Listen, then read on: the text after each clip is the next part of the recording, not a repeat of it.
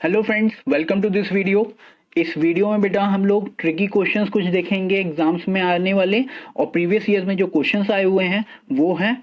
और लास्ट में मैंने डीआई के क्वेश्चंस रखे हैं जो कि परसेंटेज पर बेस बना के अगर क्वेश्चंस आते हैं एग्जाम में और वो आईबीपीएस में आया हुआ क्वेश्चन है, ठीक है, तो किस तरीके से हम लोग उसको सॉल्व करते हैं। ठीक है, चलिए वीडियो स्टार्ट करते हैं हम लोग।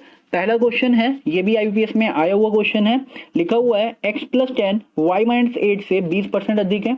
यदि x y से 22 अधिक है तो y का मान ज्ञात करना है। If x plus 10 is 20% more than y minus 8, if x is 22 more than y, then find the value of y। ठीक है, चलिए देखते हैं। देखो x प्लस 10 लिखा हुआ है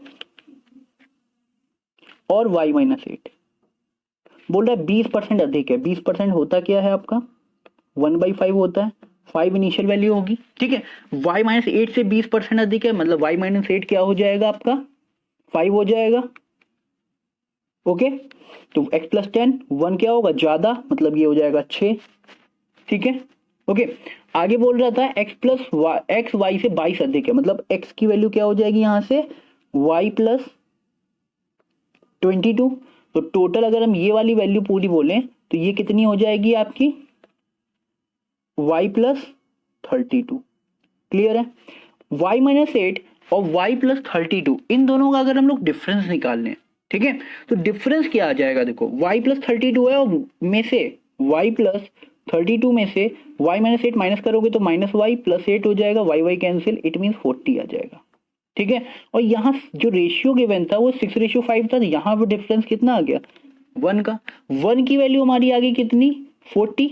ठीक है, 1 की वैल्यू 40, तो 5 की वैल्यू क्या हो जाएगी 200 हो जाएगी, और यही 200 क्या है y माइनस 8 है, तो इट मीन्स y माइनस 8 हमारा अगर 200 है, ठीक है, तो y का मान क्या आ जाएगा 208। ये आपका आंसर हो गया।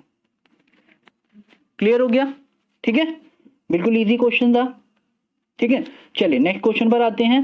देखिए लिखा हुआ है किसी परीक्षा में 1000 लड़के और 800 लड़कियां थीं। ठीक है, लड़कों का 60%, लड़कियों का 50% उत्तीर्ण हुए। जो परीक्षार्थी अनुत्तीर्ण हुए उनका प्रतिशत लगभग ज्ञात कीजिए। In an examination there were 1000 boys and 800 girls, 60% of boys and 50% of girls pass, find the approximate percentage of candidate who failed in the examination. ठीक है, तो जल्दी सॉल्व करते हैं। देखिए देखो बॉयज हैं और गर्ल्स हैं। बॉयज दिए गए हैं कितने हैं 1000 हैं, और लड़कियां कितनी हैं 800 है। ठीक है, इसमें से 60% क्या हो रहे थे पास हो रहे थे ना, फेल कितने होंगे, क्योंकि फेल पूछा गया क्वेश्चन में, तो लोग फेल लिखेंगे। फेल कितने हो रहे हैं 40%। ठीक है, और यहां 50% है तो 50% ही फेल हो रहे होंगे भाई। ठीक है, कोई दिक्कत नहीं। अब अगर टोटल फेल की बात करें तो टोटल फेल कितने आ गए 40%, 1000 का कितना हो जाएगा 400, 800 का 50% वो भी आधा हो जाएगा, मतलब 400। तो टोटल फेल कितने हो गए 800 हो गए। ठीक है, कितने थे टोटल 1800, तो 800 बाई 1800 इंटू 100 कर देंगे तो हमारा क्या आ जाएगा परसेंटेज निकल आएगा कितना। ठीक है, 2 जीरो से 2 जीरो कैंसिल हो गया, 2 4 जा 2 9 जा, इट मीन्स हमारा जो पार्ट आया है क्या आया है 4/9 आया है इंटू 100%। जैसा कि मैंने बताया हुआ है तो इसका डायरेक्ट आंसर क्या हो जाएगा 44 होल 4/9%। ठीक है, अब ये कैसे आया है मैंने प्रीवियस लेक्चर में बताया हुआ है, उसको भी क्लियर कर देते हैं कैसे। जैसे 1/9 आपका क्या होता है 11 होल 1/9% होता है। ठीक है, अब अगर इसी को आपको सॉल्व करना है क्या 4/9, तो इसमें 4 से मल्टीप्लाई कर दो, तो 4 से मल्टीप्लाई करोगे क्या ये आ जाएगा सिंपली। क्लियर है, ठीक है, बिल्कुल इजीली आ गया। ओके, चलिए नेक्स्ट क्वेश्चन देखें। चलिए देखते हैं नेक्स्ट क्वेश्चन। लिखा हुआ है 3rd नंबर क्वेश्चन है, एक गांव में प्रति 100 महिला पर 120 पुरुष थे। एक वर्ष में महिलाओं की संख्या में 20% की वृद्धि, कुल जनसंख्या में 25% वृद्धि हुई। पुरुषों की संख्या में कुल कितने प्रतिशत की वृद्धि हुई। देखो इस क्वेश्चन को बहुत तरीके से कर सकते हैं। एक मैं कुछ यूनिक मेथड कहूंगा जो कि आपको बिना पेन कॉपी के भी जल्दी हो जाए। ठीक है, ओके, तो देखते हैं, देखिए कैसे होगा। देखो महिला थी और पुरुष थे, ठीक है, मतलब मेल थे और मेल और फीमेल कर लेते हैं, ठीक है। मेल कितने थे, 120 थे और फीमेल कितनी थी, 100। ओके, ये 20% इंक्रीज हुए हैं, ठीक है, और इनका कुछ पता नहीं है अभी कितने इंक्रीज हुए हैं, लेकिन इन टोटल कितने हो गए, 25%, ठीक है। ओके, तो अगर हम एक्स की बात करें कि मेल कितने इंक्रीज हुए, तो ये देखना है, ठीक है। अगर देखो ध्यान से समझना, अगर ये जो 25% इंक्रीज हुए, यहाँ पर भी अगर 25 होते, यहाँ पर भी 25 होते, तो ओवरऑल भी 25 रहता, कोई दिक्कत नहीं थी। यहाँ लेकिन 25 है, ये 20 है, तो इसको पहले 25 करना पड़ेगा, मतलब 5% और होना चाहिए। और इसको अगर हम कह दें कि ये 25% हुए हैं, तो इसको 25% होना जरूरी है, ठीक है। तो ये 5% एक्स्ट्रा करना पड़ेगा, वो कवर कौन करेगा, मेल करेंगे। क्लियर है, ठीक है। तो 5% 100 का कितना हो जाएगा, 5% 100 का कितना हो जाएगा, सिंपली 5 आ जाएगा, ठीक है। अब ये जो पांच लोग हैं वो क्या होंगे, मेल को बढ़ाने पड़ेंगे 5, ठीक है।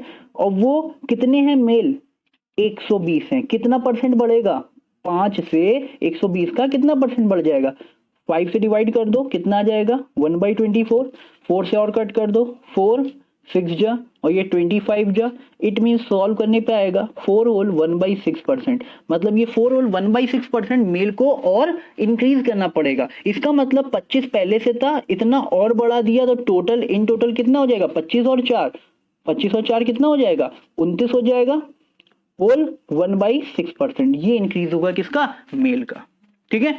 कुछ यूनिक मेथड था अलग से। ओके, बिना पेन कॉपी के आप कर सकते हो, बस इसको आपको समझना होगा कि जो इंक्रीज करना है वो फीमेल्स के जो जितने परसेंट कम है वो आपको कितने में बढ़ाने होंगे, मेल्स में बढ़ाने होंगे। बाकी आप बेसिक मेथड से इजीली कर भी सकते हो, सिखाया हुआ है, ठीक है। चलिए नेक्स्ट क्वेश्चन देखते हैं।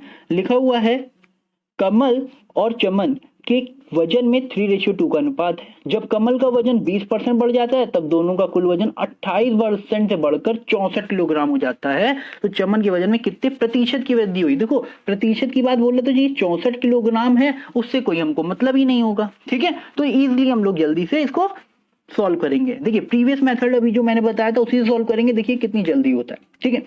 ये जो कमल थे और चमन थे, ठीक है, उन दोनों का वेट कितना था, 3:2 में।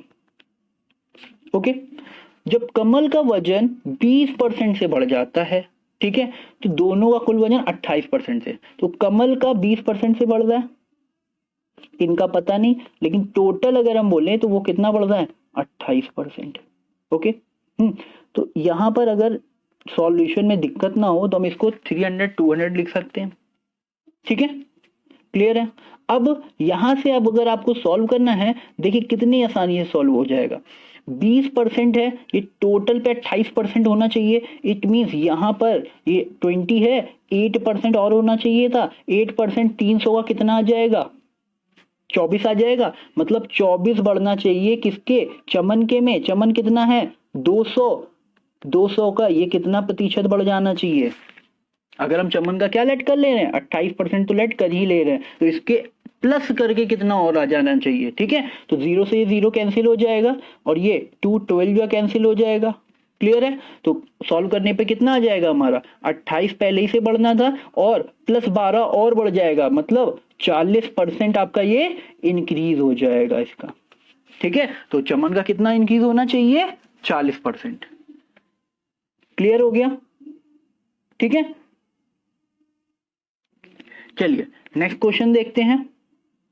लिखा हुआ है प्रारंभ में एक दुकानदार के पास एक्स पेन थे, एक ग्राहक ने एक्स से 10% पेन खरीदा, ठीक है, फिर दूसरे ग्राहक ने शेष पेन का 20% खरीदा, उसके बाद एक और ग्राहक ने शेष पेन का 25% खरीदा, अंत में दुकानदार की उसकी दुकान में 270 पेन के साथ छोड़ दिया। शुरू में उसकी दुकान में कितने पेन थे, जो कि एक्स थे, ठीक है।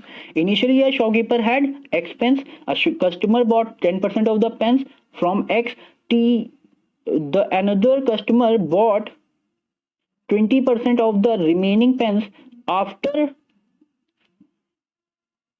that, one more customer purchased 25% of the remaining pens. Finally, shopkeeper is left with 270 pens in his shop, how many pens were initially? ठीक है, अब इसको सॉल्व करने का तरीका बिल्कुल इजी है, सक्सेसिव मेथड है, क्योंकि रिमेनिंग बढ़ जाए तो स्टार्टिंग में मान लो उसके पास x पेन थे, ठीक है, 10% उसने पेन खरीद लिए, एक ग्राहक ने, तो कितने बचे होंगे? x में से 10% खरीदे, कितने बचे? 90%। तो 90% को क्या लिख सकते हो? 9/10 लिख सकते हो। और देखो 10% क्या होता है? 1/10, एक खरीद लिए तो कितने बचे? 9/10 हो जाएगा सिंपली, ठीक है, बताया हुआ है। नेक्स्ट, अब ये बचे हुए थे, उसमें से दूसरे ने क्या किया? 20%। 20% क्या होता है? 1/5, एक खरीद लिया तो कितना बचा? 4/5, ठीक है। नेक्स्ट है 25% खरीद लिया तो कितना? 25% क्या होता है? 1/4, 4 अगर खरीद लिया है, कितने बचे होंगे अब उसके पास? 3, तो 3/4 हो जाएगा, ठीक है, इज इक्वल टू कितने अब बचे हुए हैं टोटल? 270। क्लियर है? देखो 4 से 4 कैंसिल हो गया, 9 3 जा 27, ये कैंसिल हो गया, 50 इधर चला जाएगा, तो x इज इक्वल टू आपका कितना आ जाएगा? 50 इंटू 10, मतलब 500। स्टार्टिंग उसके पास 500 पेन थे। क्लियर हो गया? बिल्कुल आसान सा क्वेश्चन था। नेक्स्ट क्वेश्चन देखते हैं। देखिए लिखा हुआ है, यदि एक संख्या के 25% और 15% के बीच का अंतर 77 है। देखो 15% और 15 और 25%, तो दोनों में वैसे डिफरेंस कितने का आ रहा है? 10% बोल रहा है, ठीक है। आगे लिखा है, तो उस संख्या के 14.28% का क्या होगा? If the difference between the 25% and 25% of a number is 77, then what will be the 14.28% of the same number, ठीक है। तो सबसे पहले अगर हम बोले 25 और 15 में कितने का डिफरेंस है? 10%, और वो वैल्यू कितनी दे रहा है? 77। क्लियर है? अगर 100% की बात करें, मतलब टोटल नंबर कितना हो जाएगा? 770, इतना हो गया। अब ये जो कह रहा है उसका 14.28, क्या मैंने ये बताया हुआ है 14.28 कितना होगा? ये क्या ये इसको आप 1/7 वाला पार्ट बोल सकते हो, या फिर इसको 14 होल 2/7 लिख सकते हो इसको, ठीक है ना। 14 होल 2/7 अगर आ जाएगा तो ये 1/7 होता है फ्रैक्शन में, तो इसका 1/7 इसका कितना हो जाएगा? 1/7 अगर हम 770 का निकालेंगे कितना आएगा? 110। ये आपका क्वेश्चन एग्जाम में आया हुआ है, ठीक है, बिल्कुल इजी क्वेश्चन है ये। ओके, चलिए नेक्स्ट क्वेश्चन देखते हैं। एक परीक्षण में 5 खंड होते हैं, किसी भी खंड में अधिकतम अंक प्राप्त किए जा सकते हैं। एक छात्र पहले खंड में 47 अंक, दूसरे खंड में 54, तीसरे खंड में 60 अंक, चौथे खंड में कितने अंक बोल रहे हैं? 60।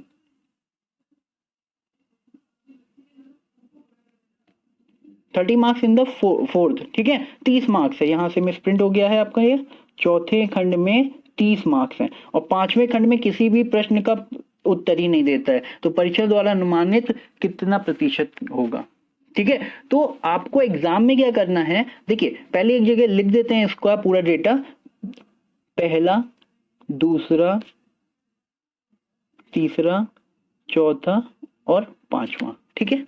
पहले वाले से उसने कितने अटेम्प्ट किए? टोटल 100 मार्क्स का था तो 40। दूसरे वाले से कितना बोल रहा था? 54। तीसरे वाले से 60, चौथे वाले से 30, पांचवें वाले को अटेम्प्ट ही नहीं कर पाया, टाइम अप हो गया, तो कॉपी ले ली गई होगी, ठीक है।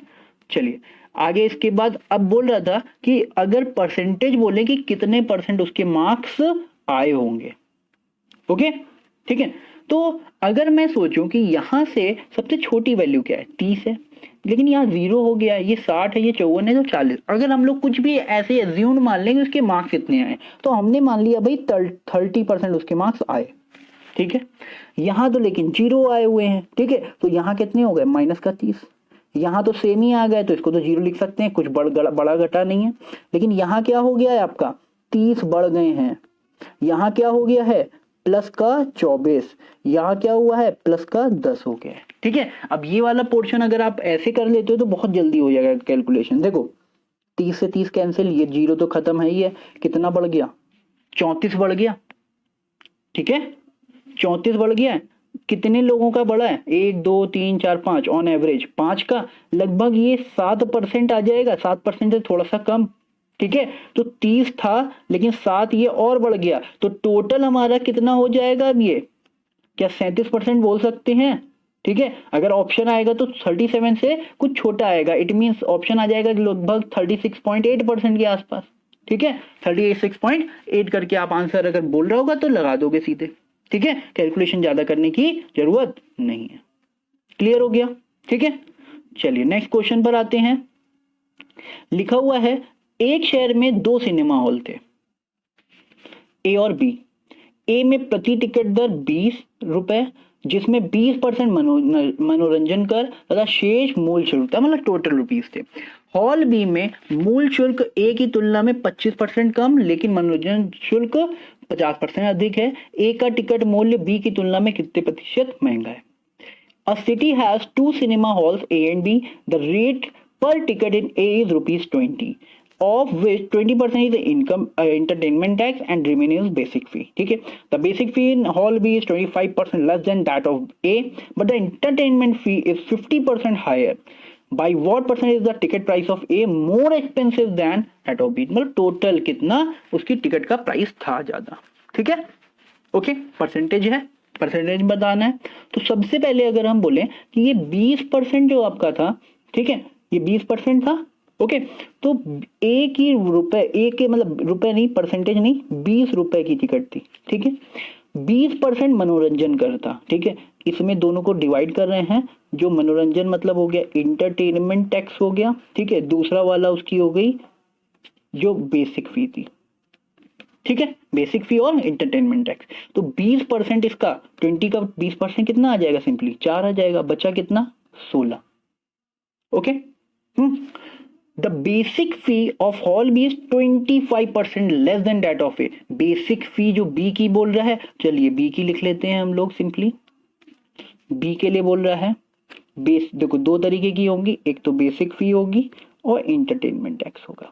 तो बेसिक फी बोल रहा है 25% लेस है ए से, तो 25% होता कितना है हमारा? 1/4 होता है। 1/4 बेसिक फी कितना है? 16 का 1/4 कितना आ जाएगा? 4 आ जाएगा। 4 कम है, इट मीन्स 12 हो जाएगी। ठीक है, but the entertainment fee is 50% higher. 50%, 4 का 50% कितना हो जाएगा? 2, 2 ज्यादा है, मतलब 4 2 6 हो जाएगा सिंपली। तो टोटल खर्च कितने कर रहे होंगे? 6 और 12 ये 18 हो रहा होगा। ठीक है, बोला था कितना ए कितना एक्सपेंसिव है, भैया कितना एक्सपेंसिव है? 2 एक्सपेंसिव है। ठीक है, 2 कहां से? बी से ना। 18 इंटू 100 कर दोगे, ठीक है, 2 से कट जाएगा 1/9। 1/9 का मतलब क्या हो जाएगा? 11 होल 1/9% आंसर। क्लियर हो गया? ठीक है ना, बिल्कुल इजी क्वेश्चन था। ओके, बस आपको क्वेश्चन ध्यान से पढ़ना है, उसके बाद जल्दी से सॉल्व करना है। जो भी ट्रिक आप लगा सकते हो जल्दी से। ठीक है, चलिए नेक्स्ट क्वेश्चन आता है 9th नंबर। आशुतोष अपनी आय का 20% खर्च करता है तथा शेष बचा लेता है। उसकी आय अब 30% से बढ़ जाती है तथा वो अपनी बचत को 20% से बढ़ा देता है। इसके बाद उसका खर्च पूर्व खर्च से कितने प्रतिशत अधिक है? Ashutosh spent 20% of his income and saved the rest. His income now increased by 30%. He increases his savings by 20%. After that, what is the percentage more than earlier expenditure? ठीक है, सिंपल क्वेश्चन है। ओके, चलिए करते हैं। पहले देखो, जो भी इनकम होती है किसी भी पर्सन की, ठीक है, वो सेव करता है और खर्च करता है, मतलब सेव और एक्सपेंडिचर होते हैं उसके। ठीक है, क्या हुआ? आशुतोष अपनी आय का 20% खर्च कर देता है। अगर ये 100 था उसकी इनकम, 20 खर्च कर रहा था, तो सेव कितना कर रहा होगा? 80। देखो जोड़ के कितना आ जाएगा? 100 ही आएगा। ठीक है, शेष बचा लेता। उसकी आय 30% से बढ़ जा रही है, मतलब 30% से उसकी इनकम है वो बढ़ गई है। ओके, तो 100 से कितनी हो गई होगी? 130।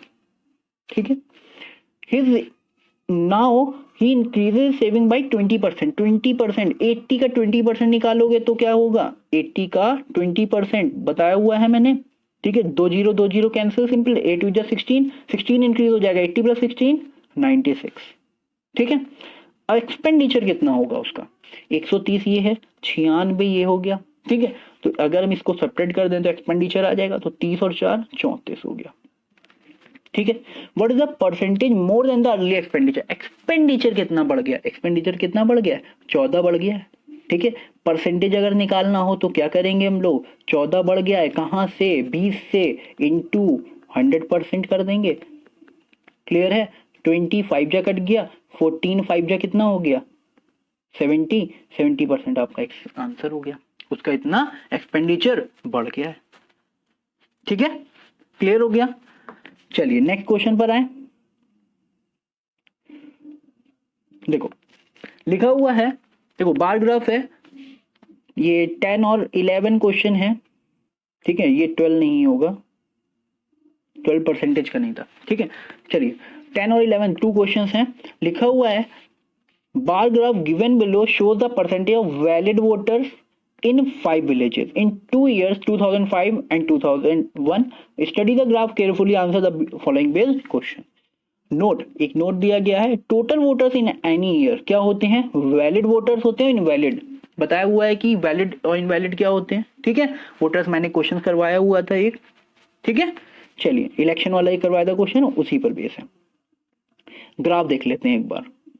देखो लिखा हुआ है ए का दिया गया है और बी का दिया गया है। क्या क्या चीजें हैं भाई, ए और बी की वैल्यू दी गई है, एक 2001 की है और एक 2005 की है। ठीक है, जो ब्लू वाली है वो 2001 और रेड वाली 2005 पर बेस है। ठीक है, तो यहां से ए की वैल्यू देखो, यहां से दे रहा है ये कितना है, ये जो इंक्रीज हो रहा है ये कितना है 50, ऐसे यहां पर ये कितने पे आ रहा है 80 पर आ रहा है।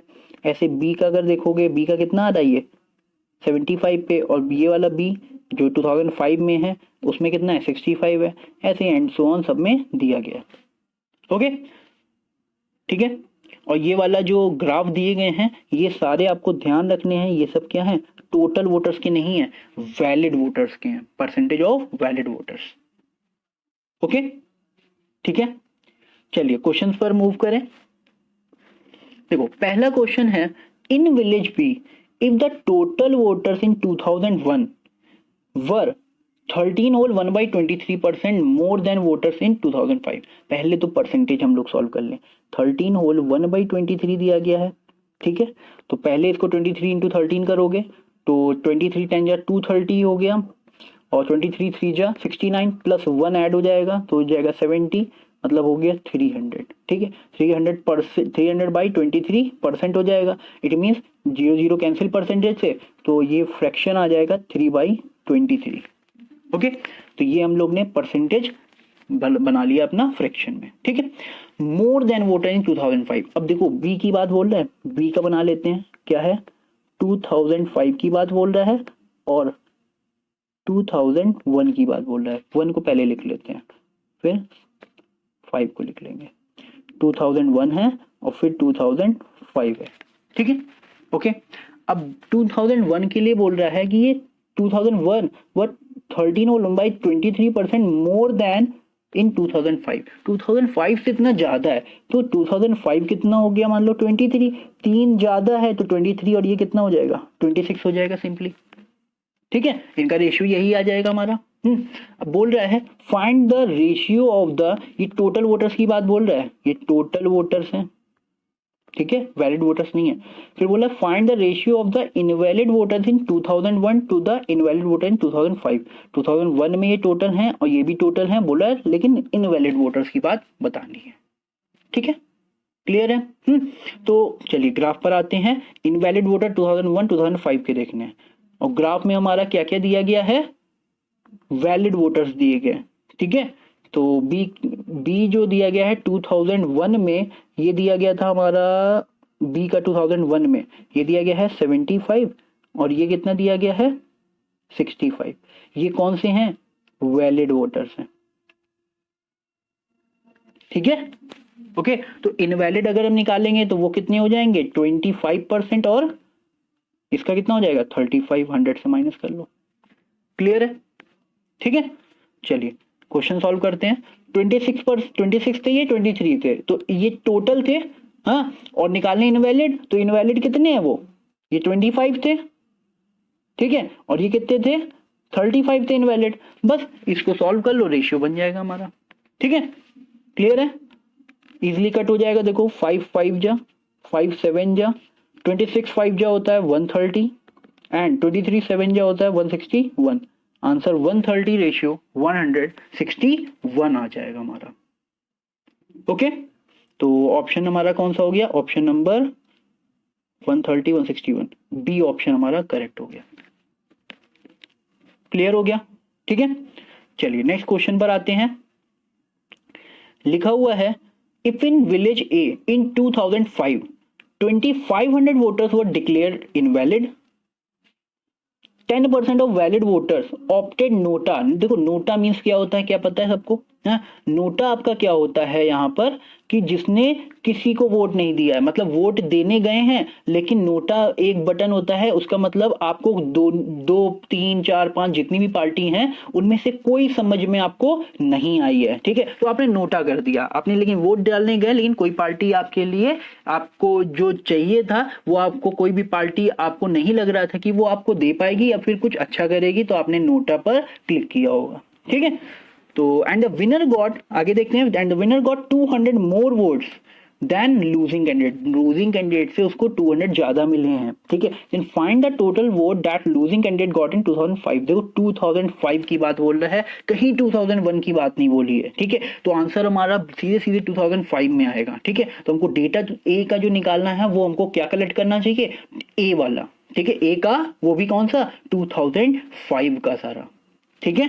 चलिए ए का हम लोग डेटा देख लेते हैं जल्दी से, जो 2005 का है। 2005 का हमारा रेड से दिया गया था और जो कि हमारा था ये पार्ट है 80 है, ठीक है, क्लियर है। चलिए देखते हैं 80। देखिए 80 था, ए का वैलिड वोटर 2005 में, ए का 2005 में वैलिड वोटर्स थे आपके कितने, 80%, ठीक है। टोटल में से 80% आपके कौन से थे, वैलिड वोटर्स, ठीक है। अब इसमें से जो क्वेश्चन बोल रहा था 2500 वोटर्स वर डिक्लेयर्ड इनवैलिड वोटर्स, ठीक है। 10% of valid voters opted NOTA, ठीक है। 2500 वोटर्स ने क्या किया है, वोट ही इनवैलिड हो गए उनके, ठीक है, वो इनवैलिड हो गए। और बोला था विनर गॉट 200% वोट्स, मतलब ये जो इनवैलिड निकले हैं क्या ये 80% क्या थे, वैलिड थे, ठीक है। तो इनवैलिड कौन से हो जाएंगे, इनवैलिड कौन से होंगे, 20% होंगे, क्लियर है, ठीक है। 20% अगर हमने बोला 2500 दे रहा है, ठीक है, तो 100% जो वैलिड वोटर्स की बात बोले तो वैलिड वोटर कितने, 80%, 80% कितने आ जाएंगे, 4 से मल्टीप्लाई कर दें तो वो आ जाएंगे 10,000। ये हो गए आपके कितने वैलिड वोटर्स टोटल निकल आए ये आपके, क्लियर हो गया, ठीक है। अब यहां आगे बोला था जो 10% वैलिड वोटर्स थे ऑप्टेड नोटा, तो इसमें 10% और हटा दो, तो 10 का अगर 10,000 के 10% अगर निकाल देंगे तो कितना आ जाएगा, 10% निकाल दो तो 1000 निकलेगा, तो ये कितने बचेंगे अब 9000, ठीक है। 9000 आपके अब क्या बचे हैं, टोटल वोटर्स, ठीक है। अब उसमें से भी देखो ये जो दोनों 9000 जो है वो जो ए को मिला होगा, ए विलेज ए में से एक विनिंग कैंडिडेट को मिला होगा और लूजिंग को मिला होगा, लेकिन दोनों में डिफरेंस कितने का है, 200 का। अगर 9000 में से, देखो इजी आप जो है कैसे कर सकते हो उसको भी कैलकुलेशन, तो वो हम लोग देखते हैं। 9000 टोटल थे, ठीक है, तो 9000 में से अगर हम 200 माइनस कर दें कितना आएगा, 8800। अब देखो जो विनिंग कैंडिडेट को 200 ज्यादा मिले थे वो हमने 200 माइनस कर दिए, तो ये जो 8800 है तो दोनों में क्या इक्वली बटेंगे, 4400 4400, क्यों, दोनों को 4400 मिलेंगे, और जो जीता हुआ होगा है उसको कितने मिले होंगे, 200 ज्यादा, मतलब 200 ज्यादा हो जाएंगे उसके, तो टोटल कितने हो जाएंगे, देखो 9000 हो जाएंगे सिंपली, क्लियर हो गया, ठीक है। तो लूजिंग वाले को कितने मिले, 4400, ओके, और विनिंग कैंडिडेट को 4600 मिले होंगे, क्लियर हो गया, ठीक है, समझ में आ गया। चलिए अब हम लोग ने देखिए एक जितने भी परसेंटेज के क्वेश्चन होते हैं वो हम लोग ने सारे डिस्कस कर लिए हैं। यहां से मैं परसेंटेज का लेक्चर कंप्लीट करता हूं, ओके, थैंक यू।